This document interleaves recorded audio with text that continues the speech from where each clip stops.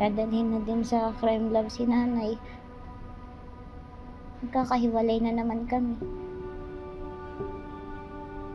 Tapos yung susunod na pagkakahiwalay namin, wala nang balikan.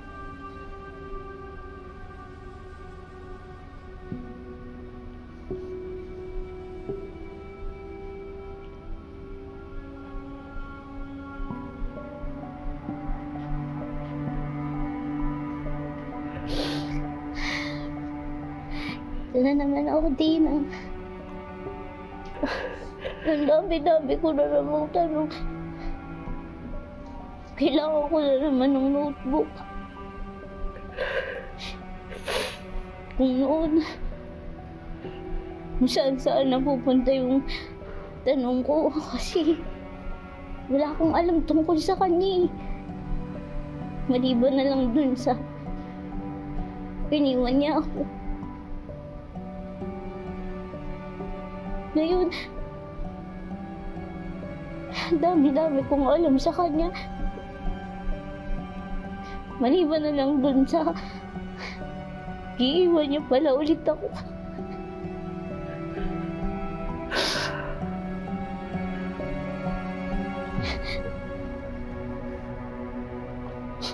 Ano kaya yun? Joke? Prank?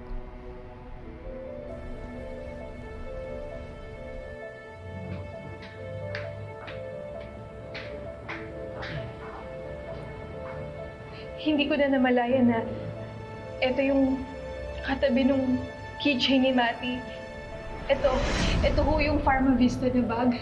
Muntikan ko pa nga naapakan to eh. Nakita ko sa may bandang pinto. Major, pinuntahan ko na po yung bahay ng tiwi ng tinutuluyan ni Evelyn Magua. Hindi pa rin po siya umuuwi. Alalang-alala na nga po silang lahat eh.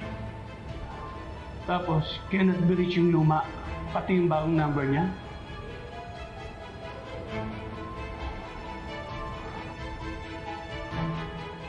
Kumusta ang relasyon ni Evelyn sa inyo? Wala namang naging problema sa trabaho eh. Maayos naman daw siyang katrabaho, sabi ni Mati. Magkasundo sila. Magkakatiwalaan. Naku, attorney. Magkakadugo na nga, nagkaka-tribunal pa. Paano pa kaya yung hindi?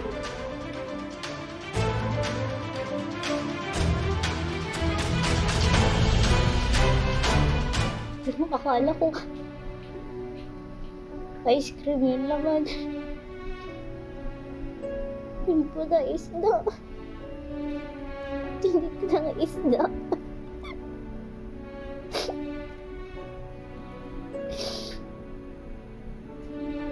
Para saan pa na pinagtagpo kami ulit? Kung paghiwalay lang din naman kami agad. Namuti lang, pinapaniwala ko na lang po yung sarili ko eh. Hindi to joke. Hindi to prank.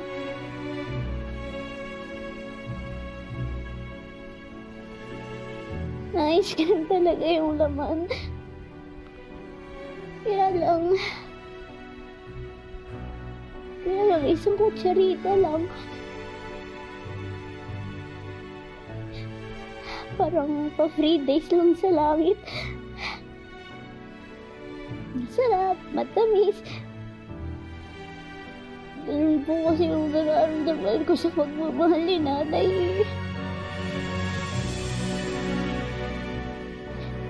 Kaya lang ang bilis.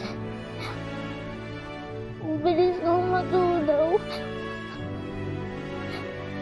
Ang bilis-bilis.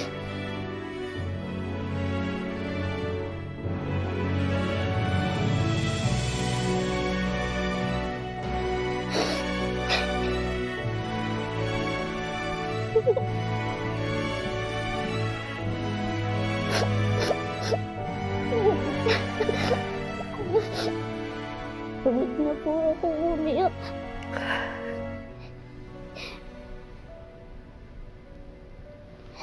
Tara po. Kamustahin na lang po muna natin si Ira.